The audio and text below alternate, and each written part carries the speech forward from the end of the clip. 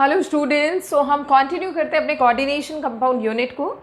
हमने अभी तक पढ़ा कोऑर्डिनेशन कंपाउंड्स क्या होते हैं, ऑक्सीडेशन नंबर मेटल का हम कैसे फाइंड आउट करते हैं, लीगेंड्स क्या होते हैं और लीगेंड्स को हम कैसे क्लासिफाई करते हैं based on there density, right. अब मैं फिर से एक बार थोड़ा सा रिकैप्चुलेशन प्लस कुछ नए टर्म्स जो इंपॉर्टेंट टर्म्स है कोऑर्डिनेशन केमिस्ट्री के वो हम डिस्कस करते हैं। तो अगर हम किसी भी कोऑर्डिनेशन कंपाउंड को लेते हैं, फॉर एग्जांपल हमने कोऑर्डिनेशन कंपाउंड ले लिया, let's say Cu NH3 tetraamine copper 2 sulfate, right. This is the complex. इसका नाम क्या होगा, धीरे धीरे तो आप भी समझ जाएंगे क्या नाम होगा। इसका नाम है बेटा टेट्रा, 4 एमीन होने से एमीन, जब भी अमोनिया का लिखते हैं नाम प्यार से कोऑर्डिनेशन में क्या लिखते हैं, एमीन और डबल एम आ जाता है। टेट्रा एमीन कॉपर, कॉपर का ऑक्सीडेशन ये सब कॉन्टिन्यूएशन में होता है, there should be no gap. Copper का ऑक्सीडेशन स्टेट यहाँ पे 2 है and then you are having sulphate. Cation और एनायनिक पार्ट में सिर्फ एक स्पेस आता है, अदरवाइज कहीं कोई स्पेस नहीं आता। ये जो आपका कोऑर्डिनेशन स्फीयर है इसका नाम एक कॉन्टिन्यूटी में आएगा। तो अगर हम यहाँ पे देखें, देखो ये वाला जो पार्ट है, this part, this is called coordination sphere. इसको क्या बोलते हैं, कोऑर्डिनेशन स्फीयर। और कॉम्प्लेक्स एंटाइटी, इसका दूसरा नाम क्या है बेटा, कॉम्प्लेक्स एंटाइटी, कोऑर्डिनेशन एंटाइटी, बहुत सारे इसके नाम हैं। इस वाले पार्ट को क्या बोला जाता है, दिस पार्ट किसी में भी हो सकता है। ये जो स्क्वायर ब्रैकेट के बाहर वाला पार्ट है, यहाँ पे कैटायनिक या एनायनिक नहीं है। अगर मैं एक दूसरा एग्जाम्पल लेती, लेट्स से NaAgCN2, तो यहाँ पे ये कौन सा होता, जो स्क्वायर ब्रैकेट के बाहर है ये वाला पार्ट होता है, राइट। तो ये मैटर नहीं करेगा कि ये कैटायनिक है या एनायनिक है, but what matters that this is outside square bracket. This is called counter ion, इसको क्या बोला जाता है, और आयोनाइजेशन स्फीयर, इसको बोला जाता है आयोनाइजेशन स्फीयर। ये आयनाइज होके आयंस में कन्वर्ट हो जाता है, बट इसके अंदर क्या होता है, कोऑर्डिनेट बॉन्ड होता है, थोड़ा कॉम्प्लेक्स होता है देखने में, तो coordination sphere, complex entity, and this is ionisation sphere. यहाँ पे आयोनाइजेशन स्फीयर किसको बोलेंगे, Na पॉजिटिव को, और कोऑर्डिनेशन स्फीयर इस वाले पार्ट को बोलेंगे, राइट बेटा। अब इसमें अगर हम देखें, दिस इज सेंट्रल मेटल, ये मेटल है, और ये जो 4 एमोनिया है दे आर लीगेंड्स। इनको क्या बोला जाता है बेटा, लीगेंड्स। हम इसको L से रिप्रेजेंट करते हैं और मेटल को M से रिप्रेजेंट करते हैं, सो दे आर लीगेंड्स। अब यहाँ पे एक और टर्म है, जितने भी लीगेंड्स जितना सिग्मा बॉन्ड बनाते हैं, जितना number of sigma bond metal के साथ बनाते हैं, और जो सिग्मा बॉन्ड यहाँ पे बनता है वो कोऑर्डिनेट बॉन्ड होता है। तो देखो मेटल, कॉपर इस केस में है, कॉपर से कितने अमोनिया जुड़े हैं बेटा, 4 अमोनिया जुड़े हैं, 1 2 3 और 4, और हर अमोनिया पे एक लोन पेयर ऑफ इलेक्ट्रॉन्स है, ठीक है। तो ये जो 4 बॉन्ड बने हैं, ये 4 सिग्मा या 4 कोऑर्डिनेट बॉन्ड बोल दो। तो अगर हम देखें यहाँ पे कॉपर का कोऑर्डिनेशन नंबर का मतलब है जितने नंबर ऑफ नियरेस्ट लीगेंड्स होंगे, जितने लीगेंड्स ने इसको सराउंड किया हुआ, घेरा हुआ है, वही उसका होता है कोऑर्डिनेशन नंबर। और यहाँ पे कितने हैं बेटा, 1 2 3 4, so coordination number here is 4। तो कोऑर्डिनेशन नंबर क्या होता है कि number of coordinate bonds made by all the ligands to the central metal is called coordination number. Oxidation state, अब एक आता है ऑक्सीडेशन स्टेट ऑफ मेटल, ये मैंने आपको बताया भी है कैसे कैलकुलेट करना है। सिंपली आप इस केस में क्या करेंगे, कॉपर का X मानेंगे बेटा, साथ में जो लिगेंड्स है उनका हम चेक करते चलेंगे। अब हमें पता है ये ammonia, this is a neutral molecule, तो इसमें ऐसे कोई चार्ज नहीं होता, तो 0 प्लस इन सब का एल्जेब्रिक सम जो इस पे चार्ज होगा वही होगा। सल्फेट, अब इन सब का तो हमने देख लिया। अब सल्फेट SO4 पे होता है -2 और पूरे पे कोई चार्ज नहीं, सो इक्वल्स टू 0। तो कॉपर का ऑक्सीडेशन स्टेट यहाँ से कितना आ गया है, +2, and this 2 represents the oxidation state of copper, right. तो ये कॉमन टर्मिनोलॉजी हो गई है इन कोऑर्डिनेशन कंपाउंड्स की। इसके अलावा हमने क्या डिस्कस करना है, होमोलैप्टिक, लैप्टिक और हेट्रोलैप्टिक क्या होते हैं, कि अगर हमारे पास जो कोऑर्डिनेशन कंपाउंड्स हैं ये क्या होंगे, इनमें से हमें पता है कि they can be homoleptic, they can be heteroleptic. तो देखिए कोऑर्डिनेशन कंपाउंड्स का हम एक क्लासिफाई करने का तरीका क्या है, कोऑर्डिनेशन कंपाउंड्स या कॉम्प्लेक्सेस, कंपाउंड शॉर्ट में लिख देते हैं, या फिर कॉम्प्लेक्सेस। तो इनका एक क्लासिफिकेशन क्राइटेरिया क्या है? They can be homoleptic and they can be heteroleptic, right बेटा? First classification criteria, homoleptic means if all the ligands are of same type, अगर वो सेम टाइप के हैं, फॉर एग्जाम्पल CONH3 अब देखिए यहाँ पे जितने भी लीगेंस हैं सेंट्रल स्क्वायर ब्रैकेट के अंदर जितने भी लीगेंस हैं, अगर वो सेम हैं तो उसको हम क्या बोलेंगे? We will be calling it homoleptic. क्या बोलेंगे बेटा उसको? होमोलैप्टिक। दूसरा केस आपका क्या आता है? अगर वो लीगेंस डिफरेंट होंगे तो, डिफरेंट का मतलब जैसे है ये, इसी को कॉपर का एग्जाम्पल लेते हैं हम लोग, NH3 H2O2 and then Cl3, so this is heteroleptic. ये किस टाइप का हो गया बेटा? हेट्रोलैप्टिक टाइप का हो गया है, ठीक है? तो इस तरीके से हम इसको कर सकते हैं, चेक कर सकते हैं कि वो होमोलिप्टिक है, हेट्रो। होमो का मतलब सारे लिगेंड्स एक जैसे, हेट्रो का मतलब द लिगेंड्स आर डिफरेंट, तो वो होमो हेट्रोलैप्टिक होगा। एक क्लासिफिकेशन क्राइटेरिया आता है इनका based on number of central atoms metals. देखो ये तो बेस्ड ऑन लिगेंड्स है, दिस इज बेस्ड ऑन, किस पे बेस्ड है? ऑन टाइप ऑफ लिगेंड्स, और in fact you can say nature of ligands, कि लिगेंड्स का नेचर क्या है, वेदर दे आर सेम और दे आर डिफरेंट। एक classification criteria number of central metals present in the square bracket. तो इसके हिसाब से हम कॉम्प्लेक्सेस को या कोऑर्डिनेशन कंपाउंड्स को दो कैटेगरीज में डिवाइड करते हैं। One is mononuclear and one is polynuclear.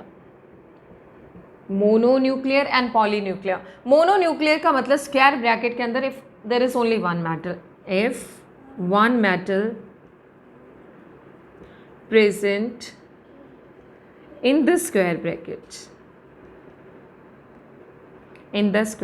Bracket, for example जितने भी एग्जाम्पल हमने सब पढ़े हैं अभी तक, देखो एक ही मेटल है, तो कोई भी एग्जाम्पल आप ले लेंगे तो सब में ही क्या है? There is only K4FeCN6, right? There is only one metal present in the square bracket. Polynuclear में क्या होगा? एक से ज़्यादा मेटल्स होंगे। फॉर एग्जाम्पल जैसे अपने पास है Mn2CO10, राइट? 2 मैंगनीज है और 10 CO कार्बोनिल ग्रुप्स है। फॉर एग्जाम्पल ये वाला केस है Fe ब्रिज OH, इस साइड अपने पास है 4 H2O, this is also 4 H2O and then outside we are having 4 positive. So देखो स्क्वायर ब्रैकेट के अंदर कितने मेटल्स हैं बेटा? दो होने की वजह से इसको क्या बोला जाता है? Polynuclear, right? इसके अलावा लीगेंड्स की अगर हम बात करें तो लीगेंड्स का क्लासिफिकेशन डिटेल में हम based on their denticity we have already talked about, कि डेंटिसिटी के बेसिस पे हम क्लासिफिकेशन क्राइटेरिया पढ़ चुके हैं। और दूसरी चीज़ अगर हम लीगेंड्स की बात करते हैं तो लीगेंड्स क्या होते हैं? लीगेंड्स इलेक्ट्रॉन रिच स्पीसीज होते हैं, इलेक्ट्रॉन डोनर होते हैं, लेविस बेस होते हैं। तो लीगेंड्स की अगर हम बात करें तो लीगेंड्स का एक classification criteria based on there charge, they can be positive, they can be negative, they can be neutral, right? तो एक क्लासिफिकेशन क्राइटेरिया तो क्या हो गया? न्यूट्रल होते हैं, या नेगेटिव होंगे या फिर पॉजिटिवली चार्ज होंगे। और बाकी जो क्लासिफिकेशन है वो बेस्ड ऑन देयर डेंटिसिटी, जो ऑलरेडी हम पिछले वीडियो में पढ़ चुके हैं, मोनोडेंटेड, बाईडेंटेड, पॉलीडेंटेड एट्सेट्रा, ठीक है? तो न्यूट्रल लिगेंड्स क्या होंगे? नेगेटिव क्या होंगे? न्यूट्रल जिन पे कोई चार्ज नहीं है, जैसे H2O है, जैसे NH3 है, जैसे इथाइलिन डायमीन है, ये वाला लिगेंड है, तो ये सब क्या हो गए बेटा? न्यूट्रल हो गए हैं, ठीक है? जैसे आपका नेगेटिवली चार्ज में क्या आएगा? ऑक्सलेटो, COO नेगेटिव, राइट? ऑक्सलेटो, डाइमिथाइल ग्लाई ऑक्समेटो, ये सारे किस में आ गए हैं? आपके नेगेटिवली चार्ज में आ गए हैं। पॉजिटिवली चार्ज में क्या आ गया? Nitrosonium NO positive, NH2 NH3 positive, hydrazinium, ये सब किस में आ गए? पॉजिटिवली चार्ज में आ गए हैं। अब बात आती है कि बेस्ड ऑन देयर डेंसिटी, वो हमने पहले ही डिस्कस कर लिया, मोनोडेंटेट, बाईडेंटेट, फिर उसके बाद है आपका पॉलीडेंटेट। EDTA के बारे में मैं एक इंपॉर्टेंट चीज़ आपको बताती हूँ। EDTA फुल फॉर्म क्या है? Ethylene diamine, ethylene diamine tetra acetate, EDTA, right. कैसे बनेगा? इथाइलिन मीन्स CH2, ये है बेटा ethylene, diamine N, tetra acetate, तो देखो एक तो ये बन गया CH2C double bond O negative, एक ऐसे बनेगा CH2C double bond O negative. इस पे भी देखो tetra acetate, one will be this CH2C double bond O negative, एक बन जाएगा CH2C double bond O negative. तो देखो 4 इसके डोनर साइड्स कैसे हुए? 2 तो ये नाइट्रोजन के लोन पेयर्स हो गए बेटा, ठीक है। एक ये वाला ऑक्सीजन, एक ये वाला ऑक्सीजन, एक ये वाला ऑक्सीजन और एक ये वाला ऑक्सीजन। EDTA कॉम्प्लेक्सोमेट्रिक टाइट्रेशंस में सबसे ज़्यादा काम आने वाला है। Ethylene diamine tetra acetate ion सबसे ज़्यादा कहाँ पे काम आता है? कॉम्प्लेक्सोमेट्रिक टाइट्रेशंस में EDTA बहुत काम आता है, बहुत ही अच्छा एक कॉम्प्लेक्स बनाता है। जैसे सपोज करिए किसी की बॉडी में लेड या मर्क्यूरी की पॉइजनिंग हो जाती है, लेड और मर्क्यूरी पॉइजनिंग को अवॉइड करने के लिए क्या डाला जाता है, क्या इंजेक्ट किया जाता है? EDTA इंजेक्ट किया जाता है, so that EDTA can make a very strong, very stable complex with lead or mercury जो पॉइजनिंग हुई है, and will take it out, water soluble complex बनाएगा and will bring it out, right? ऐसे अगर body में बहुत ज़्यादा iron हो जाता है तो क्या करते हैं? EDTA बॉडी में इंजेक्ट करते हैं ताकि EDTA आयरन के साथ एक स्टेबल कॉम्प्लेक्स बनाए वाटर सॉल्युबल और उसको बाहर निकाल दे। So this is EDTA, right. Ethylene diamine tetra acetate ion complexometric titrations में भी काम आता है। ये हेक्साडेंटेट का एग्जाम्पल है, 1 2 3 4 5 6। इट हैव 6 डेंसिटी, बट ज़रूरी नहीं है 6 बॉन्ड बनाए, हो सकता है ये जितना ज़रूरत होगा 5 भी 4 भी, इस तरीके से ये अपने बॉन्ड्स बना सकता है। नेक्स्ट कुछ और टर्म्स हैं, जैसे जब हम लीगेंड्स की बात करते हैं, पर्टिकुलरली जब हम नॉमेनक्लेचर की बात करेंगे तो हमारे सामने कुछ टर्म्स आएंगे, जैसे फ्लेक्सीडेंटेट लीगेंड्स, राइट बेटा। फ्लेक्सीडेंटेट्स, एक आता है आपका फ्लेक्सीडेंटेट और एक आता है एम्बीडेंटेट। तो 2 बड़ी इंपॉर्टेंट टर्म्स हैं, वन इज फ्लेक्सीडेंटेट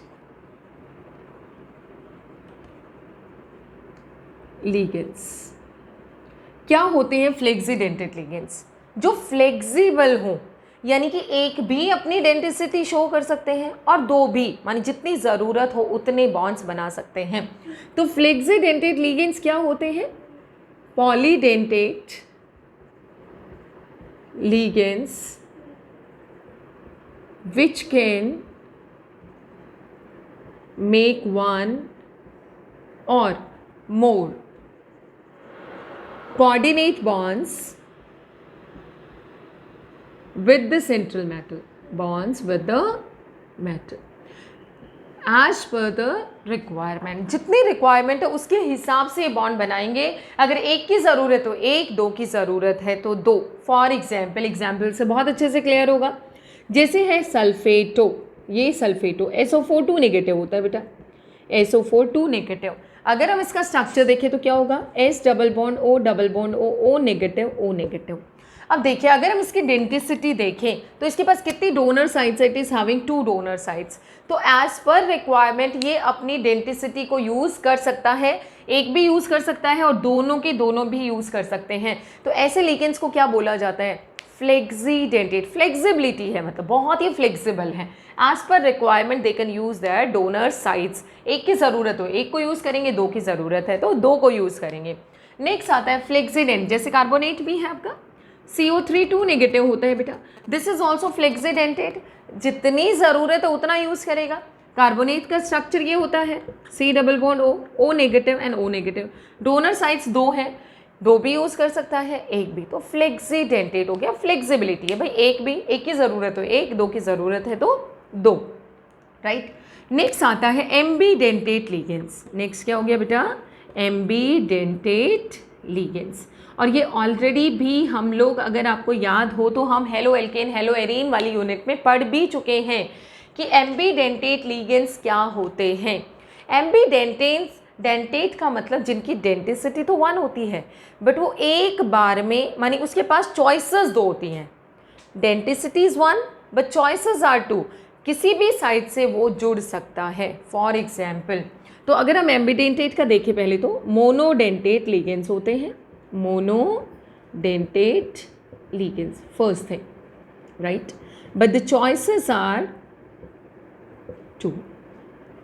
चॉइसेस इनके पास 2 होती हैं। For example, very important example, CN negative.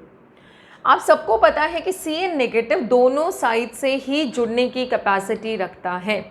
तो CN आपको पता है कि मेटल से ऐसे भी जुड़ सकता है, कार्बन साइड से भी जुड़ सकता है और मेटल साइड से भी जुड़ सकता है, राइट।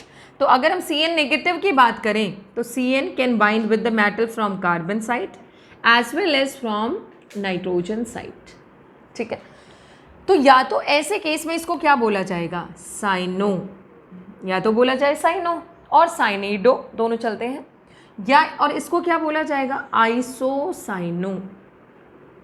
इसको क्या बोला जाएगा? आइसोसाइनो। या फिर क्या कह सकते हैं, अगर सिर्फ साइनो यूज़ करना है तो साइनो सी, और इसको क्या बोलेंगे? Cyano N. क्लियर है बेटा? तो C अगर लिखा है तो इसका मतलब कार्बन साइड से जुड़ा है, N अगर लिखा है तो इसका मतलब वो नाइट्रोजन साइड से जुड़ा है। Same is the case with nitro and nitrite. अगर हम देखें NO2 नेगेटिव को, NO2 नेगेटिव को, तो NO2 नेगेटिव के केस में क्या है बेटा? NO2 नेगेटिव में it have 2 binding sides. NO2 negative लो आप, ठीक है। मेटल से ये 2 साइड से जुड़ सकता है NO2।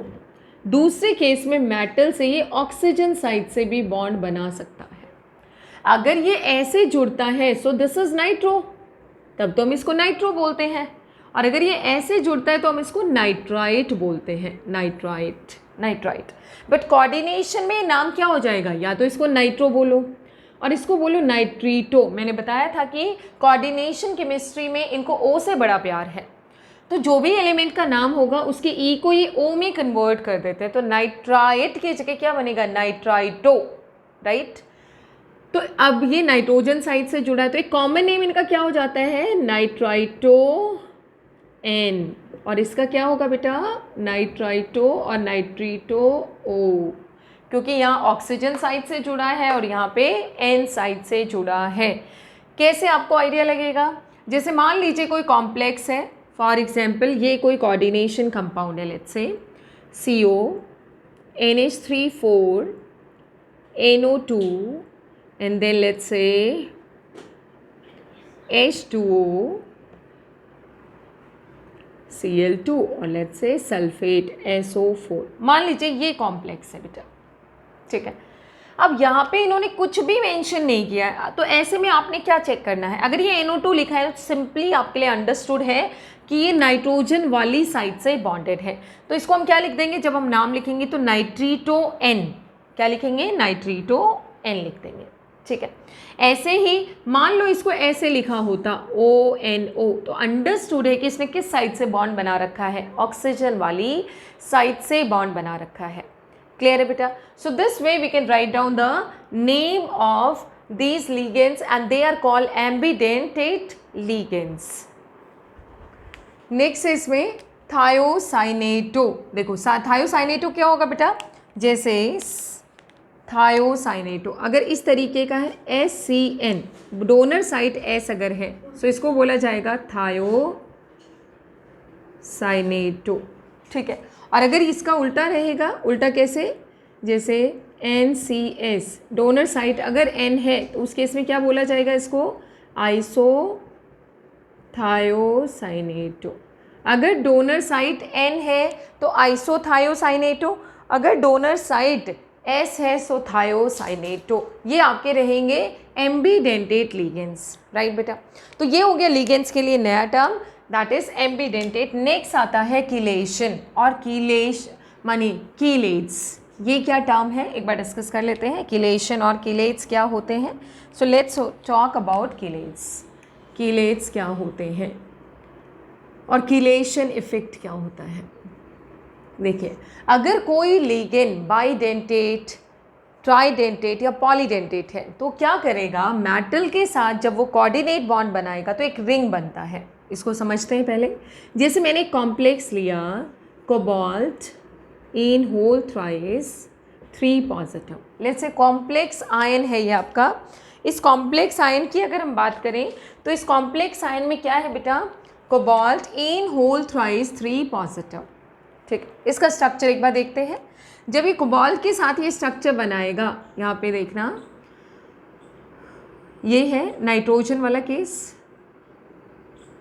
ये देखो इथाइलिन डाइएमीन, यहाँ से ये NN। ठीक है, दूसरा केस अगर हम देखें तो ये इस तरीके से बनेगा, ये N है जिससे बॉन्ड बनाया हुआ है इसने, and this is also N। एक ये बन गया है।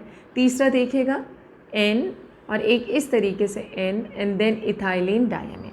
तो ये ऐसा स्ट्रक्चर बन गया और पूरे के ऊपर कितना चार्ज है बेटा, 3 पॉजिटिव। ठीक है, सो this is the complex ion which having this structure. अब यहाँ पे क्या है, जो लीगेंड है वो ईन है। ईन का मतलब हुआ इथाइलिन डाइएमीन, जो कि क्या होता है CH2 CH2 NH2 and NH2। ठीक है, ये देखो लोन पेयर ऑफ इलेक्ट्रॉन्स है। सो दिस इज बाइडेंटेट लीगेंड। ये एक बार में कितने डोनर साइट्स इसके पास है, 2। एक बार में 2 कोऑर्डिनेट बॉन्ड बनाएगा मेटल के साथ, जो कि इसने यहाँ किया भी है। This is NH2 NH2 CH2 CH2 NH2 NH2 CH2 CH2 NH2 NH2 CH2 CH2। तो यहाँ पे इसने जो 5 मेंबर्ड रिंग बनाई है, 1 2 3 4 5 and sometimes it can be 6 membered, कभी कभी ये 6 मेंबर्ड भी हो सकती है। तो यहाँ पे ये 5 या 6 मेंबर्ड रिंग जो इसने बनाई है, इस रिंग से क्या है कि ये इसको एक्स्ट्रा स्टेबिलिटी प्रोवाइड करता है। तो पहली चीज़, ऐसे लिगेंड्स को क्या बोलते हैं, कीलेटिंग लिगेंड्स। क्या बोलते हैं, कीलेटिंग लिगेंड्स। ऐसे लिगेंड्स को क्या बोलते हैं बेटा, कीलेटिंग लिगेंड्स। कौन से ligands, which can make a stable 5 or 6 membered ring with the central metal, such ligands are called chelating ligands, right? Next क्या हुआ है chelating ligands के बाद, this complex is called chelate। ये जो complex बना है, इस complex को क्या बोलेंगे, this complex is called chelate and this property is called chelation, and इस property को क्या बोलते हैं बेटा, chelation। एंड कीलेशन इफेक्ट की एक खास बात है, it provides the complex extra stability. It provides the complex extra stability. उस कॉम्प्लेक्स को ये एक्स्ट्रा स्टेबिलिटी प्रोवाइड करता है। जो कीलेट्स होंगे, जो कीलेटिंग लिगेंड्स होंगे, कीलेट, चिलेशन भी कुछ लोग बोल सकते हैं, but generally I use to call it chelate. Chelating ligands जो होंगे वो इसके साथ 5 या 6 मेंबर्ड रिंग बनाएंगे, and that particular ring type that makes more stable complexes with the central metal and provide it extra stability, right बेटा। So this is the reason this effect is called chelation effect, this property or this effect is called chelation effect। अब हम आगे discuss करेंगे nomenclature of coordination compounds।